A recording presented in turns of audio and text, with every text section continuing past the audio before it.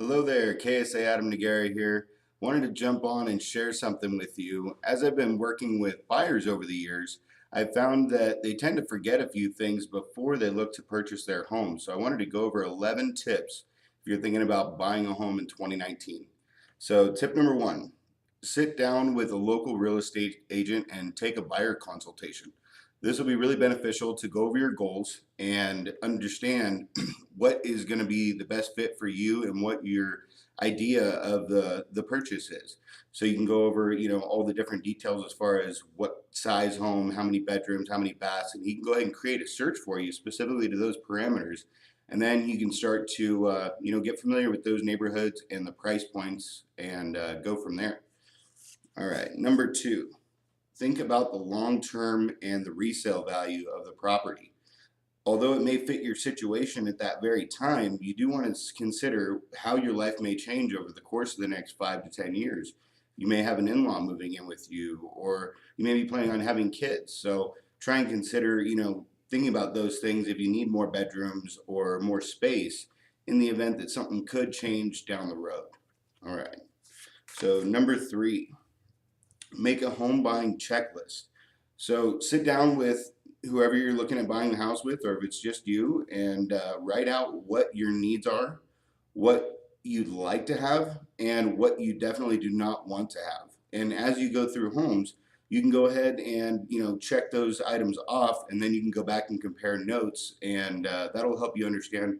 Excuse me. That'll help you understand what specifically about the property you like and you don't like, and be able to really relate to each one as you go through. All right, number four, so plan your monthly budget. You don't want to just consider your monthly mortgage payment. You have to look at your taxes, your insurance, also your day-to-day expenses, and the inevitable. Life comes up, so you want to have some extra around too. Number five, you always want to check the HOA if there is an HOA on the property you're looking at, or the CC&Rs. If you look to do something down the road and you don't happen to check those things, you may be upset when you find out that there is limitations on what you can and can't do with that property. So if you're looking at renting it out, there potentially could be rental restrictions, you know what I mean? Things of that nature. So you definitely want to check that out. If you do go into, and all this will happen when you do go into escrow, by the way. So when you go into escrow, you should ask your agent to get that to you as soon as possible. And once you do have that information, you should have about 5 days to go through all that. If for any reason you don't like whatever you see, you should be able to back out of the contract, no problem. So that's a good tip for you there. Number six, funding source. So you definitely want to look for a local lender that knows the programs and the opportunities available, that can really get hyper focused on your situation and find the best solution for you, because not every lender is created equal. So you definitely want to try and find a local lender and get some referrals, if you can, possibly from local agents or people that on who they've used, and that will give you a lot of good options moving forward versus just going with somebody from a random big bank. Number seven, make sure you read the contract. So this is one of the biggest purchases, investments for some people that they make in a lifetime. So you definitely want to read through everything in very clear detail. So if you do have any questions, you can get those questions answered for you, whether it's regarding the purchase contract or the loan. Of course, if it is on the loan side, I wouldn't be able to answer those questions. You'd want to reach out to your lender that you're working with on that. But me or the lender would be happy to sit down with you and go over any questions you may have specifically. That way you understand everything that you're getting into before it's too late. Number eight, investigate the neighborhood. So you can get a lot of information just from Googling neighborhoods. You can get a lot of content from the county sheriff's department about crime, things of that nature in the neighborhood. You can also get a lot of information from your local real estate agent as well.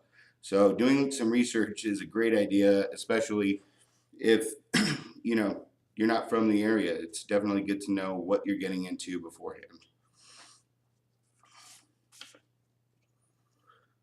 You always want to make sure. So number nine, don't buy the view, buy the house. So When you're looking at buying a house and behind the property there's this big vacant lot and it just looks spectacular, you have this great view of the mountainside.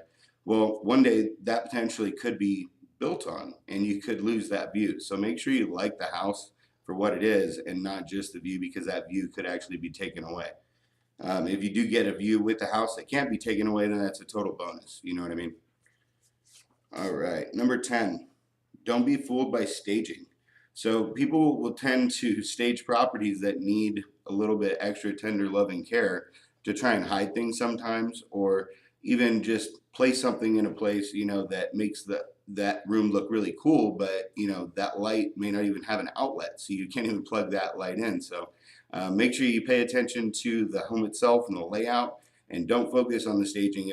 Try and keep that out of your picture so you don't really get cluttered or fooled by that. All right, and number 11, always have emergency funds available for that rainy day. In the event that you have a leak or something of that nature, and God forbid, you lose your job, you will have that emergency fund to make those payments or to take care of any necessary repairs that might come up. If you do ever have any questions about anything regarding real estate, please feel free to reach out to me. Again, my name is Adam Nagar, and I'd love to help you. Take care.